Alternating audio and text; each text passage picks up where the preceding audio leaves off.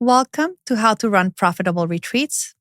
I am Lainey Cavazos, retreat strategist and host of the show for coaches, entrepreneurs, and transformational leaders who want to design retreats that actually make money. If you've ever put your heart into a retreat only to walk away exhausted or worse, broke, you are not alone.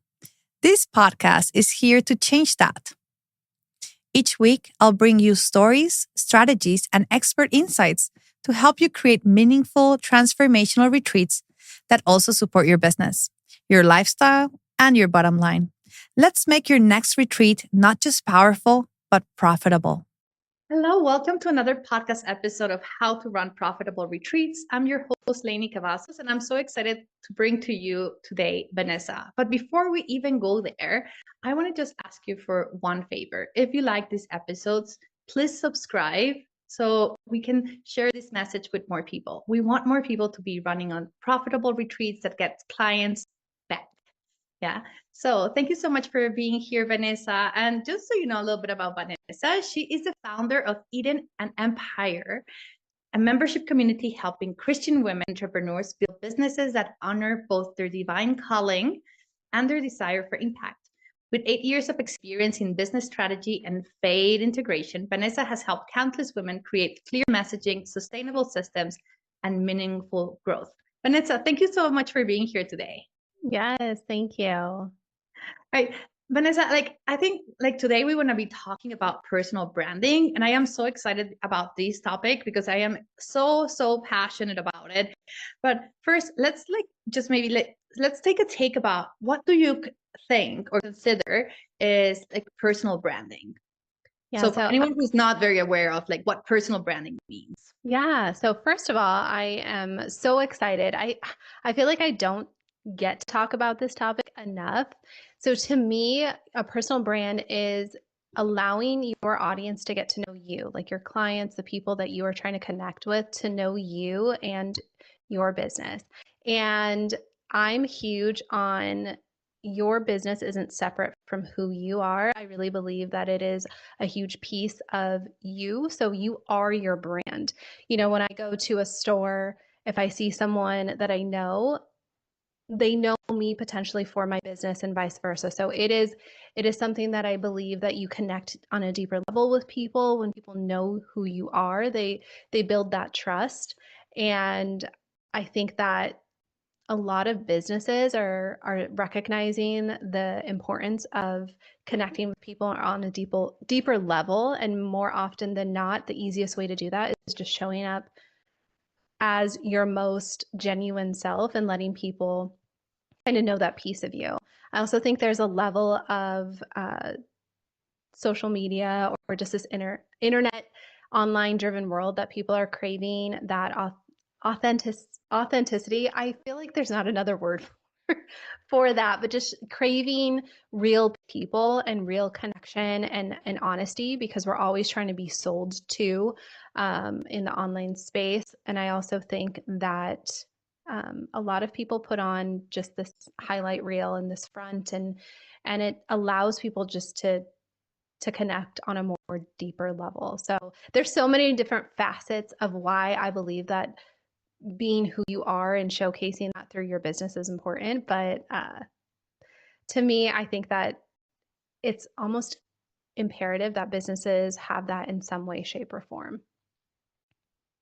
I love this, Vanessa. And yeah, and I think you're touching on a very important point that is big brands are moving towards personal branding. And I don't know, I would love to have your intake. I have these conception that a big piece of these movement towards personal branding has to do a lot with AI, right? It also it has to do a lot with okay, so now emails can be written super fast in in a couple of seconds with ChatGPT, websites, copy, but your personality, your experiences, who you are, actually doesn't it can't be done by AI, right? So sharing your stories, right? Even if you use AI as a tool, right? But sharing who you are, being authentic, being vulnerable makes a huge difference, Right. in your business. What do you think about it? Yes. So I feel like even more importantly now, because we have access to AI, it is important either to figure out how to integrate your personality into that, because I feel like it's not realistic to think that people don't use it. Because I think that's just a general consensus is that it's available. And I believe that it's a smart way to run your business in a lot of different capacities. But I do believe that people are going to see through that. They're going to be able, I mean, people can tell already when something's AI generated. And I think it's because people rely so much on just the AI to try to mimic, or I think a lot of times we think, okay, it's the expert. This is probably saying things in the way that it should be said, when in reality, you still have to put your spin on it. You're the expert in whatever it is that you are, going to AI for. You should be the expert in whatever your field is. So it's not a replacement. It's to me, it's just another tool in my tool belt. But I do believe that people are seeing the importance of it because of things like AI. I think that businesses are um, also just seeing that because we live in such a social media driven world, that it's really easy to get diluted in all of that, because people are trying to mimic other people. They're trying to take on other people's personas. And ultimately, your audience is just going to notice that. I think it's not sustainable for us to try to be this different version of ourselves. Because when, somebody comes to you for whatever it is that you're promoting, they're going to see right through the fact that you either don't know what you're talking about, or your lifestyle is different, or, a million different things. But I think that it is probably one of the most important things because of that. You're just going to connect on a deeper level. This is so interesting that you bring this up, because I truly, truly agree. Even if I use AI as a tool, I don't see it as a replacement of me, for sure. And I always go and check my emails and I rewrite them. And then sometimes I just have to this does not sound like me. What are you talking about? You know what I mean? Are you making these up? I would never use this word. Right. Exactly. Right. And we need to understand that piece when it comes to how we communicate and how we leverage these tools, because the reality is that it's not going anywhere. It's propelling our growth in massive ways. It's absolutely amazing. Yeah. But also, I think something that came through for me right now is when you mentioned that there's this whole piece of people using an AI and then making themselves in a place where they might not be in their business yet. And let me just go deeper into this for everyone who's listening. So I was listening to a podcast episode today. I listen to a lot of podcast episodes. As much as I put episodes out, I listen to more, right? And I read tons of books. But I was listening to this podcast episode with Darren Lee and Laura Costa, and they were talking about, how you can make 1.5 million sales with not sales calls or ads and whatnot. But the really piece that stuck out for me was Lara was saying, okay, so you're trying to mimic a company that has been there for many, many years, that has tested their program, their products over and over again. So now they're choosing, and she's an expert on LinkedIn. So they have now 5 different social media channels, but the reality, they grew, and then first they used one channel, and then once their messaging, their offerings were ready, then they went and then they expanded to the other social media channels. And a lot of entrepreneurs are starting in the space of I need to be everywhere, and it's just quite overwhelming. It's not tested, and you're trying to mimic someone who might have already now 10, 12 different offers, different ascension levels and lead magnets and whatnot, when you actually need to start with one problem, one solution. Yep. And become the expert and the authority there. And then you can expand because your audience is going to grow with you.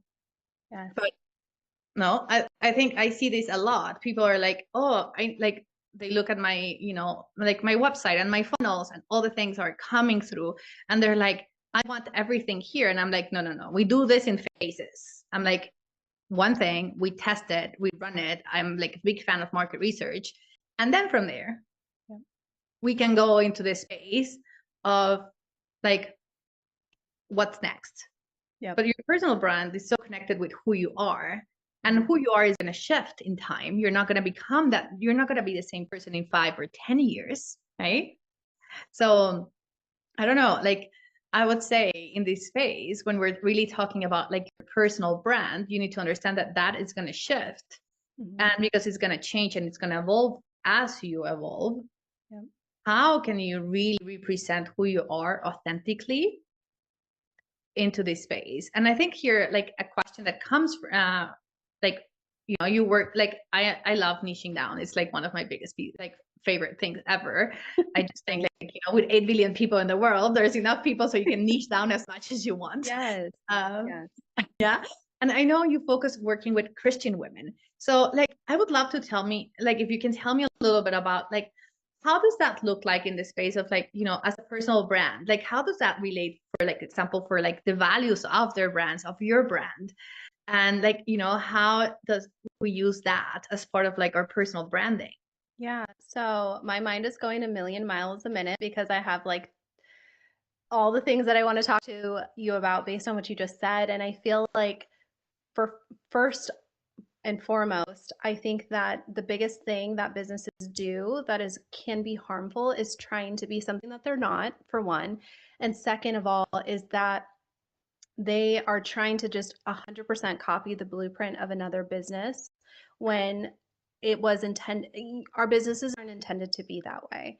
I think that it's really hard because we don't have this roadmap that tells us if you do this, then this will happen. And then once this happens, you need to do this. Like, yes, we have some, trainings and coaches and all of these things, but it doesn't 100% mean that you're going to have the same success as them.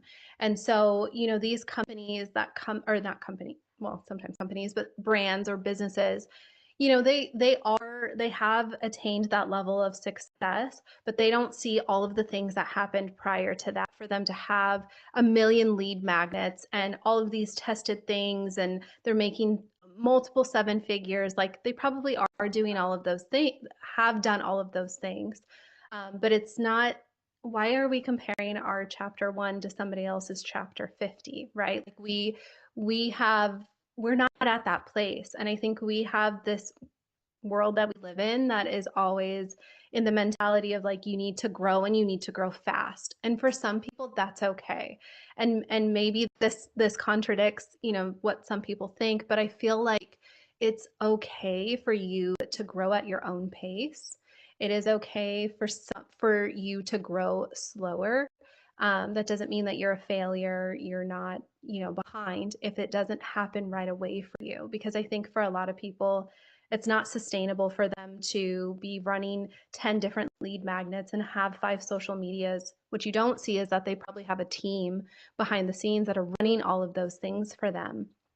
And, on that end of things too, when you relate it to like a personal brand, I think that, well, what I do with the women that I coach is the first thing that we start off with is having a really strong foundation. So you have to be really grounded in who you are, because I feel like you as a brand, you have to understand who you are in order to know who your audience is and to connect with them on a deeper level. Then you're going to know how to serve them, and everything else that comes after that will be so much easier. You're going to know what offers are going to resonate on a deeper level with them. You're going to know what to say no to. You're going to know how to niche down, how to do just all of these different things, but it stems from knowing who you are. And I think that most often most business owners create the business out of a need, but then it has some success and it's like at full speed. So then we don't take time to process as we grow and evolve, like, what does this look like? Should I niche down? Because I think people also, on another note of what you were saying, they want to be everything to everyone. And they feel like, I have to offer this service, or I have to do this and this and this because I see other people doing it. And I don't want to alienate another revenue source, when in reality, when you niche down, you actually make more money. So, sorry, that was like, I probably. Oh my gosh, I love it. And now my brain is going crazy because, I'm like, oh my gosh, I want to talk about so many things, right? And it's amazing when you get to like meet people for like-minded and whatnot. But the first thing I want to bring down for everyone who's listening here, just listen to what Vanessa said about being very strong on your foundations. Yeah. How important it is to have the foundations straight. And if we even think about it, like of who you are, yes, 100%. Then you need to have the foundations of who you serve, right? You need to be very clear about that. You also need to be very clear that that is going to shift and evolve with time. So if you do your ideal client work at the beginning of your business and then 5 years later you have not reviewed it, there is a mistake there, right? It's constantly changing. I review my ideal client every 3 months. Yes. And I might be a little bit on the crazy side, but I feel like I'm like that too. I'm like, oh, wait, should I serve this? But it's because you're growing and evolving that sometimes, well, also as you're going through your business, you see what works and what doesn't work. You are growing as a person, so that changes. And I agree with that 100%. yeah. So, like really understanding these part of like the foundations, I think it's so crucial. And so many times we forget because we get into reactive mode of our business, right? And I can see it with my new business. Like I have this company and then we have the We Summit company. And I can see it, right? Sometimes we have to be extremely reactive because it's growing so fast. But I'm like, oh my gosh, I need to take a step back and just go back to the foundations, right? And then see, is these efforts and actions that we're taking, are they aligned with the big goal, right? With the vision for 3 years, for 5 years, for 10 years, and then make decisions on what is the best place for us to use our energy. And, like who do we serve? And is the products that we're launching actually serving the clients that we have? Right? The people are showing up in front of our door, or is it not? Right? Like a lot of reflection when it comes to who do you become, who do you serve, and how do you show up. Yeah. I think that I love that you said that because, as you're speaking, I'm saying almost the same things in my mind that you're saying, but ultimately I think that knowing who you are goes, yes, we want to serve our clients and the direction, like it can help with the directions that we're wanting to go. But I think that like and I'm experiencing this even now, but like within my business as it grew, there were some things that I didn't realize until I went back and did more reflection on myself and things that, were past traumas or things that were like in my, personal life, things I grew up with that influenced the decisions that I was making. And they weren't always great decisions because they were driven out of, okay, I need to have a booked calendar. Well, why do I need to have a booked calendar? And it stemmed from, needing validation for me to feel like I was worthy of something because people were wanting to work with me. But in reality, what that ended up causing is like burnout because I was so booked and I was, overworking and just trying to fill that piece of me. And then I ended up not serving my clients probably in the best capacity that I could because, again, I was coming from a place that was just stretched thin. And I think too, when you work on that foundation, it really guides you into saying, what does that revenue goal mean to me though? Am I just wanting to hit 7 figures because it's attractive, or does that really have meaning behind it? And then that's where your energy comes into play, where you're like, I don't have the energy actually to build it sustainably. It's just something that I'm building just, for various reasons. Vanessa, we're like, I think all of us as entrepreneurs, first of all, I think it's the biggest, deepest transformation that anyone can experience being an entrepreneur. Like, yeah. Oh my gosh, like the things I have to see about myself. Yes.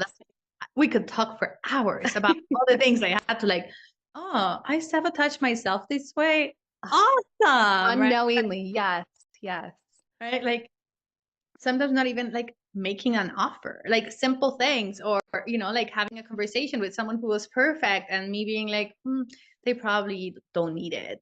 Right. Like it can be as simple as that, or as like not showing up online, or the other way around. Like I remember when I launched this podcast, like it's going to be 2 years now that I launched it, I went into this space of like, I started getting like, I love having guests, like just like you, right? Like who bring expertise into the space so people can learn more about like retreats, what it entails, like their marketing, right? Everything else. And I put a post out and it went crazy. Yeah. I was looking for guests and I got like, and I had no filter, nothing. It was just like, it was a pre-podcast call interview, a 1 hour pre-podcast call interview to make sure that they were the right fit.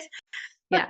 And then I got 116 people booking in my calendar within 1 month. Oh, the same thing happened. And I was burnt out. I was like, Yes. no, thank you. I don't know if that happened to you, but Yes. Oh my God. Yes, it totally did. Like, and you know what, like I did to myself. So instead of saying like, okay, I'm just going to extend the calendar and people can book 4 months in advance, I was like, oh, people want to talk to me, I'm just going to open up more spaces. And I forgot about my boundaries. For me, I don't work on Saturdays and Sundays. Like it's my time to rest. And guess what? I opened up my calendar for Saturday. So then I was taking calls on Saturday because like the amount of calls to a point where I like spilled water on my computer. oh no. It took 2 or 3 weeks to fix. I call it like divine calling, right? Like first I was in meditation and I got this message that was like, it was in a tea ceremony. That was like, Lainey, you are exhausted. You need to stop. Oh my gosh. I Yeah. was like, Sometimes you have to be forced into yeah. And I was rest. like, oh yeah. So I rested for the weekend, right? And I was like, and then I kept doing things. And then afterwards, I was like, I had my dog. He was like a puppy, but my dog is big. Yeah. So like 60 pounds. So, but he's still like, and we were playing outside and he hit my knee and I dislocated my knee. Another sign to stop, right? Like your knees is ego and whatnot, if we think about like Chinese medicine. So I was like, okay. So I went to the doctor. They put a cast for like 3 weeks. So they were like, and then I was in my house. I'm like, well, I need to stop. And I was still exhausted. And my mom was like, well, but you have your computer. You do everything on your computer. I'm like, oh yeah, I can still do podcast episode, even though like, my knee is in a cast. Like 3 days later, I was outside in the garden on my computer, like, legs stretched with a glass of water. And my dog came underneath the table and spilled the glass on my computer. And usually it takes like 3 days for the pieces to come and, fix them. It took 3 weeks. Oh my God. I was like, I hear you, God. Yes. Yes. He was like, you're not understanding. I need to be more Yeah. direct. Yeah, I believe exactly. that's sometimes, I think sometimes we just kind of run ourselves ragged because we are, I don't know if you're a people pleaser, but I know that like sometimes for me, I noticed as I was building Eden and Empire, the feedback that I was getting, I wanted so badly to make it work in the initial stages that everything everybody said I was taking hold of. And they'd be like, oh, this time doesn't work with my schedule. So I was like, oh, let me open up more times. And, this piece of it I want more of. So I'm like, oh, let's open up more and do this and this and this. And ultimately I was like, no, I can't do that. I have to protect my energy, especially if you want this to grow and be sustainable. And I think that's one thing we forget very often as entrepreneurs as it grows. Like it's exciting. We're starting to see success. But then what ends up happening is it's at the cost of our, our mental health, our physical health. And sometimes we're just, for me, that's God. And God is like, nope, you need to stop. You need to slow down because there's beauty in that, right? Like there's beauty in building a business that is sustainable, that is done in a way that can honor, your energy. Because I feel like if we're coming from a place that is stretched thin, that is burnt out, you're not serving people in any way, truly. You're just doing it, like you said, from a reactive state. And it ends up showing up in multiple ways. So yeah, and I think this is such an important message for anyone who's listening. I know like you might be thinking, but what does this have to do with like personal branding? It has everything, absolutely everything to do with personal branding, because personal branding is how you show up. yeah. So if you show up tired, if you show up exhausted, if you are like, you tell someone, hey, I'm going to be fulfilling in 2 days, and suddenly it took you 1 week Yes. because you're Exactly. exhausted and you can't even think or breathe or sleep or anything, right? Like you're not serving your clients. You're not fulfilling your values and the integrity of your business. And basically you're burning your brand, right? Yes. So I want to Your say, brand, oh, sorry. no, go ahead. Your brand is, I think a lot of people think branding is something visual, like your visual identity. Branding is all about the experience. And so what people are experiencing by working with you says everything, and that's what they walk away with. So I just wanted to add that to what you were saying, because I No, think this is so do that. important. Like, this is so important for anyone who's listening, because yes, we think branding is a brand board, Mhm. right? Like colors, fonts, logo. Yeah. This is the thoughts of the majority of people. Mhm. My brand book has 80 pages, but I've launched over 30 brands. So I do not expect anyone to have a brand book that is 80 pages Yes. from the start. Yeah. So anyone who's listening, do not think, oh my gosh, now I need to go build 80 pages. But the core piece of having it for me is to be able to have like my team execute at the level of my business. Right. And it's been growing. It did not start that way, right? Mhm. But it's about the placement of the logo, and it has been evolving. Now, like, we rebranded slightly, like we brought new pictures and new images, right? And new like look and feel, and the messaging shifted. So then the brand book, right? It's a book, right? It takes you through the process of like, I have like the reason why I started it in my brand book, right? Like, why did this business come to life? And then, yes, the colors and how you use them and the typography. But I also talk about language that you can use, language that you don't use, right? Like, and basically it's who I am. Like, I don't swear. So Right. those words are a no in my brand. So if anyone starts like trying to create content for me that has that type of language, Mhm. it doesn't agree, so it won't fly, right? Right. My branding is like, everything I do is based on luxury branding, right? Because I truly believe that it's like, that's my calling. Like, I used to work at the Ritz-Carlton. Like, I love it. It's part of who I am. For me, like, I like to live a luxurious life, and that luxurious life can be, yes, flying on business class if you want, or first class, but a luxurious life can also mean getting a massage every week. It can mean going for walks, right? Like, luxury, it's the luxuries that you like to have in your life. So like, for anyone listening, don't think that now it's like, oh, now I need to go spend $3,000 into like becoming that person that has a Louis Vuitton. Right. Right. It's about this inner feeling of like, how do you like to experience life? And then that is what you permeate to your audience, right? Yep. To your clients.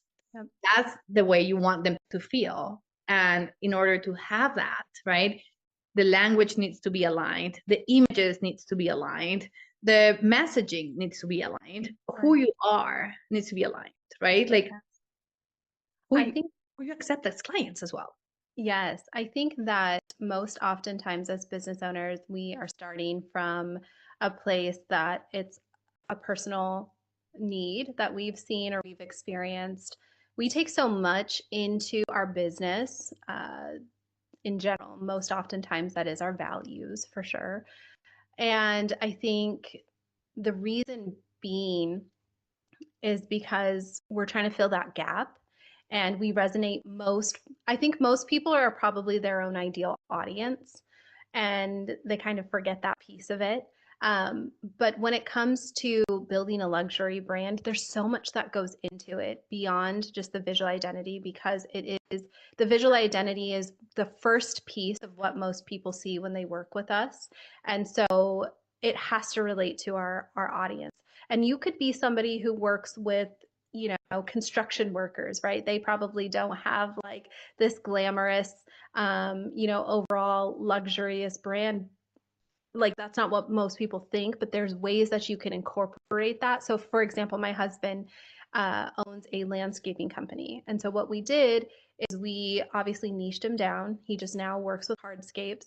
The way that you exude luxury is in your messaging, is in, what people feel when they come to the website, the communication we have with our clients, welcome gifts, just little things. I think most oftentimes people forget that, like, really the differentiator or the thing that elevates an experience is like these little details that most people don't under or pay attention to, like the type of paper you're using when you send out a Oh thank yeah. you letter, or just all these little things. Like you don't have to spend a ton of money in some ways to have that over the top experience. But kind of getting to where I'm going is there's so many different elements, and most oftentimes it just relates back to how you're making people feel when they're interacting with you, and really understanding what they need from you, and you just providing that. Yeah, I think something, for example, luxurious that people might not even consider is a handwritten note rather than a printed note. Yeah. Yep. Exactly. Like it's a little difference, but it's the effort, right? It's the people being like, oh, they took the time to actually write the cards. Like I used to write personalized cards for like the events I used to run in Marriott, and like people love them. And yes, did I spend one night writing 200 cards? 100% I did. Yeah, Did it's it just letting make a people. difference? Yes. Exactly. It's letting, first of all, people don't really get anything in the mail anymore. So that makes a big difference. They're excited for that. And then just knowing that you thought of them is what, I don't know. To me, I think that the customer service aspect of it is one of the easiest ways to really build a relationship. But I think prior to that, it's just what are you doing to show people that they're appreciated, that they can relate to you, and I don't know, enjoys that experience of connecting with your brand. So I think that's why so many people are gravitating towards building a personal brand, because they really want to connect on a deeper level with the people that they're interacting with.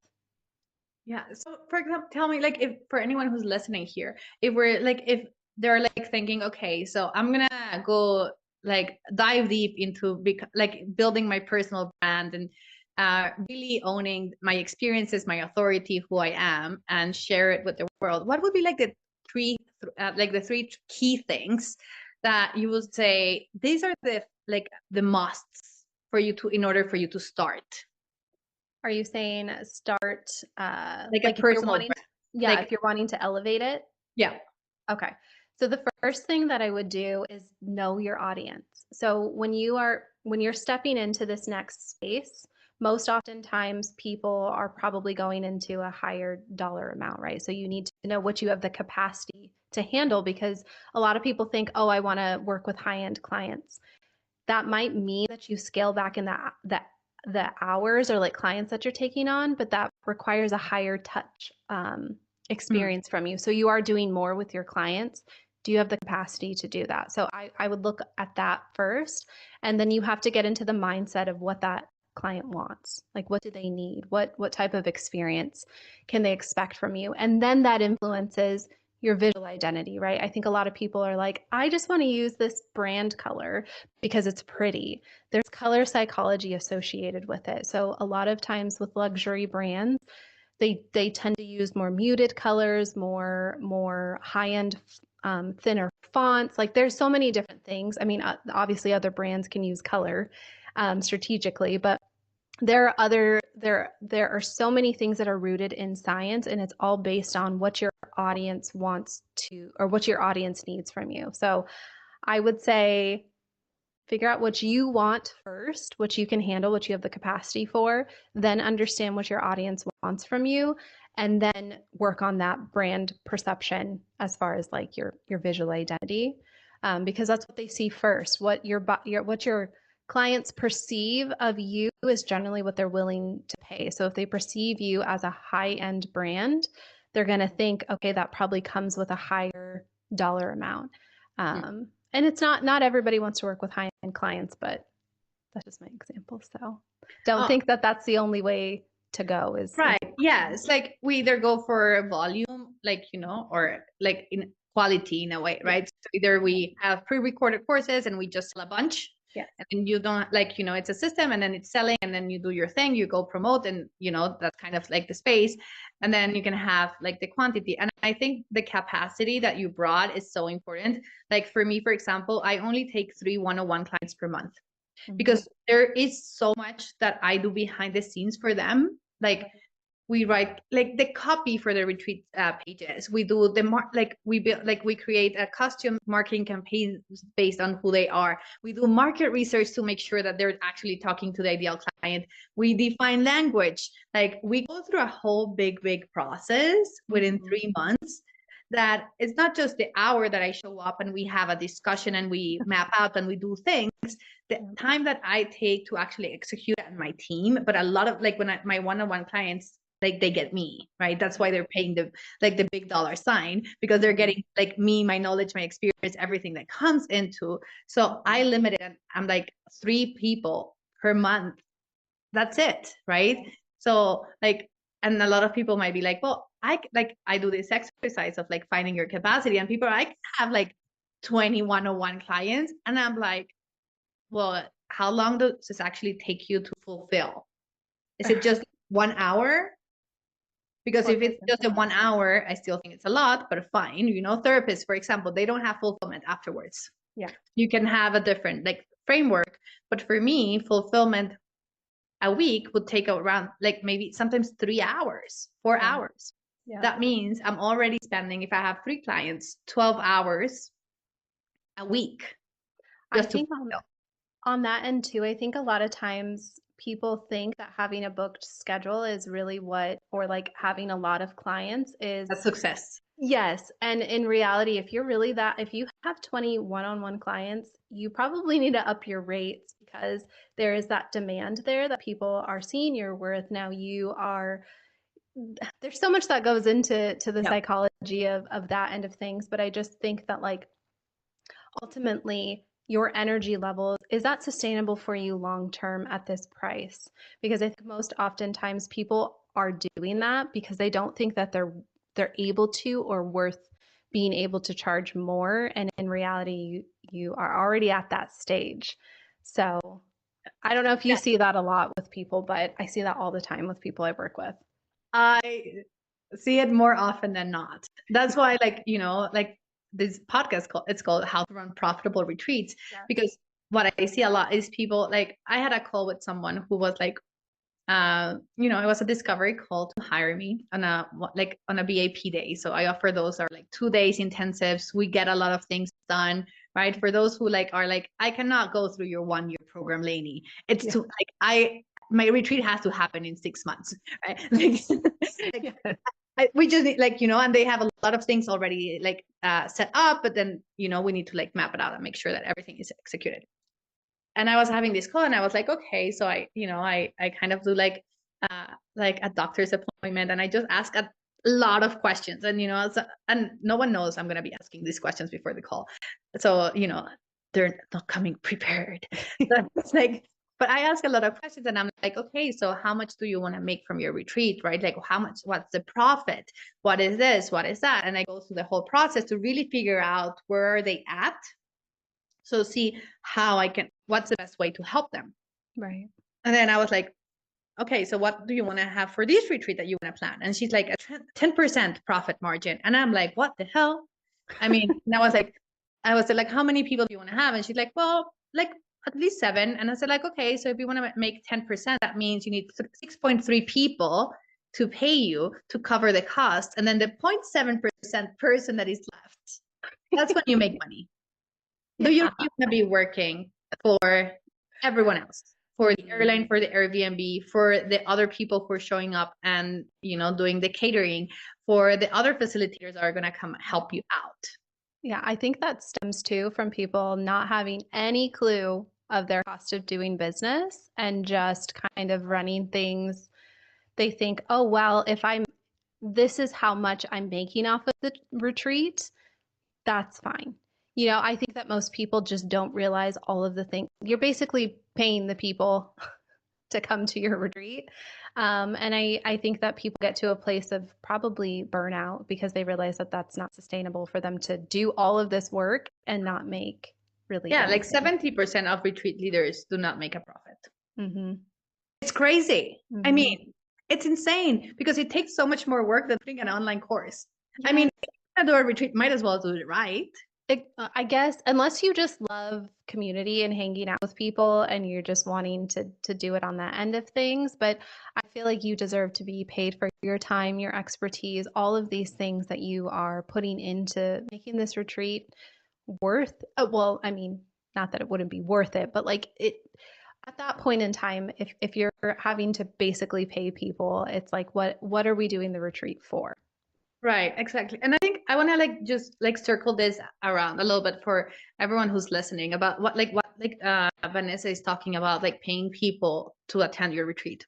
So let's take this example of like a 10% profit, just so we make it simple, right? And we stay in the same thought process.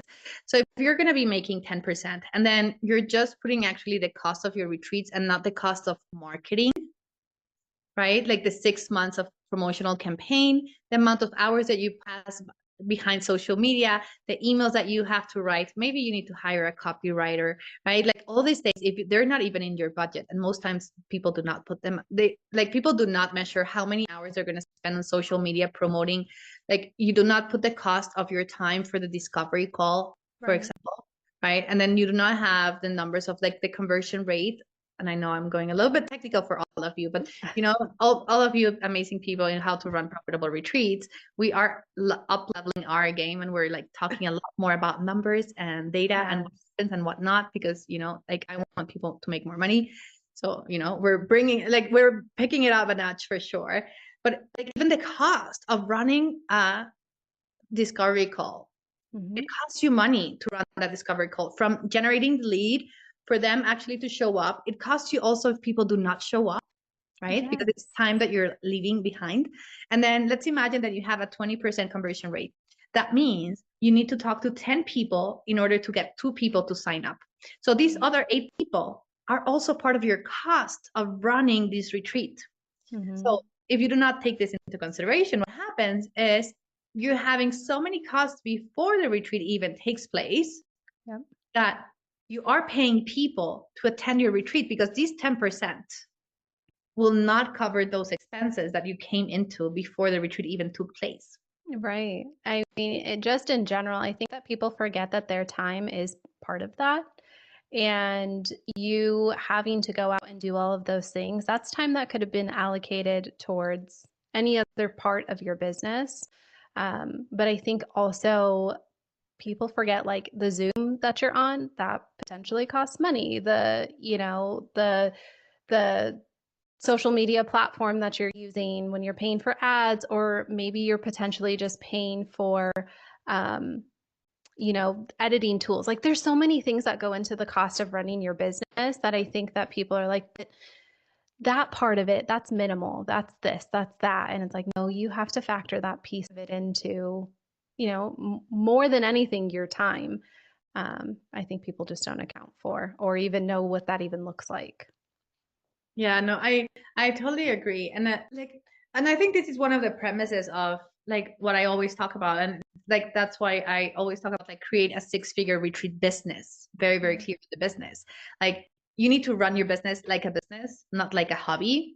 And when we're starting, like sometimes we don't, because we're just like trying to get things out there, or maybe we don't have the business knowledge to actually do it, right? And that's why coaches are out there that can help you skip the line, so you can actually don't have to go and test everything yourself for years and years and years to see if it actually works out, right? There's also books, like there's so many ways on how you can get there faster. But I think something that also comes here into this space is like when we are talking about, like running your business like a business, and there might be this misconception when we think about a personal brand. And I think this is something that I just felt like I had to bring up right now, that you might think because it's a personal brand, then it's not, that does not equal a business. It's more like I have a personal brand, so then I'm more like a freelancer, or I'm exchanging money for hours. When the reality is that a personal brand, think about Kim Kardashian. She has a personal brand. Like she's a massive example of personal branding, right? From the moment where, like her sex tape was leaked. She created a brand of this like enticing woman, right? Like the woman, like it worked for her, right? I'm not saying go and do that for your business, okay? Please, everyone who's listening to this, but it worked. And then she shifted, right? Like even her wedding, like how they dealt when like someone stole her ring, and I stopped following that like the brand like many years ago, but now she has like Skims, right? And it was like it's a collaboration with this amazing woman that I forgot her name, that I was listening to, like again a podcast episode on the CEO Diary, and she's a co-founder of Skims, and they use like influencers to like co-brand, right, co-launch, right, and use their personal branding as part of the visuals, right? It's like George Clooney had this one that I love. It's called Whispering Angel from France, right? So like he's the face of the brand, and because of he's the face of the brand, he owns a piece of the business. Anyway, I do not want to go deep into this topic of like now what it's like influencer branding and whatnot, but in the space of personal branding, look at the people out there that are big, that have made it, just as an example. I'm not saying replicate them, right, but if we look at them, we need to see that they actually have a business behind it. Even though it's a personal brand. So don't get confused that a personal brand means, oh, it's just me, myself, and I. Yeah, you are still running your business. You actually, personal brands, yes, you are connecting on a deeper level with your audience, but it needs to be strategic. Like, I don't mean calculated in a sense of manipulation, but if you're going to be sharing, I think a lot of times too, people equate personal branding means that I have to share myself and I have to share every piece of me. No, you share what makes the most sense for your brand, what you're willing to share. And I think most oftentimes with that, people forget that, yes, there is a business behind it. So there does need to be a meaning behind why you're sharing certain pieces of what you're sharing. And it has to make sense for your brand, right? There's a lot of times where these influencers share or take on a campaign because it means money, and it has nothing to do with their brand, and their audience gets so thrown off, or it leaves a bad taste in their mouth because it's not authentic to everything that they've been sharing previously. And so I think obviously knowing who you are, you're going to know what pieces of it to share, but it has to make sense for your business because ultimately that's why you're doing it. Yeah. So actually, I have a great example about this and how we need to think about our personal brands long term. And so I was in Vegas. We went to an event called Broadcast Your Authority, absolutely amazing, with like Tamara Thompson. And we went out to a karaoke bar, right? So one of the guys who was in the event, he was like they gave me a tour of Vegas because it was my first time there, right? So they're like, oh my gosh, no, you need to go see like places. So we went to the Cosmopolitan, the Bellagio, and all these things. And then suddenly we're walking and there is this like place that has a karaoke bar, and it's like the second night of the event. So he's like, let's go. And I'm like, okay. And then, so we grabbed a crew of like, we were actually, I think at the end, we were like 12 people from the event. And then we all went to this karaoke bar. And it's a speakeasy karaoke. Yeah. So we go through the process of like going through a barber shop to then enter actually the place where the live music and karaoke was happening. And they like there is this hostesses and they're like, hey, can we take a picture of all of you with like, and there was a bottle of vodka or something like that. And they tried to give it to me. And I was like, and first of all, I do not drink vodka. I drink wine and that's it for now, right? And I don't even know in the future, but like I was like, okay. And I was like, no, thank you. And they were like, but it's okay. And people around me, like the people in the conference, they were asking me like, why don't you, like, it's just a picture. And I said, I'm thinking about my personal brand in 10 years. Does my future self is in pictures with like, I don't mind the picture, right? There could be a bottle of vodka next to it. Like, but does my future self holds a bottle of vodka in her hands? Right. What image are you wanting to portray? Exactly. Right. So then it was fine. Someone else grabbed the picture. There wasn't like, it's not even tagged, but I know, like, I already have enough pictures from my June. Yeah. I mean, picture. Right. I think that, I could use that example too. It would be, I don't drink and I don't publicize that, but I used to, I just don't anymore. Now I'm not interested in it, but I feel like it would be weird if I talk about not drinking and then I was out, on the beach holding a drink, or, I was taking pictures like that holding a drink, not because there's anything wrong with it, but I feel like what ends up happening is that it causes confusion in my audience, in that doesn't make sense. She's all about, it's kind of like J-Lo. I think that's who it was. She she started this brand of, or like, she sells this alcohol, and at the time she was married to Ben Affleck, and is like, he doesn't drink, why are you promoting a brand that has that? Or I want to say Right. there was another artist that did that, and they're like, you don't even drink, that doesn't make sense. I think J-Lo doesn't drink, maybe, and that's why it didn't make sense. Hmm. But I think it just causes confusion, and it makes people wonder, like, why this piece isn't authentic to what you're trying to portray. I think this is like, yeah, this is such a, and I think you nailed it when you spoke about confusion.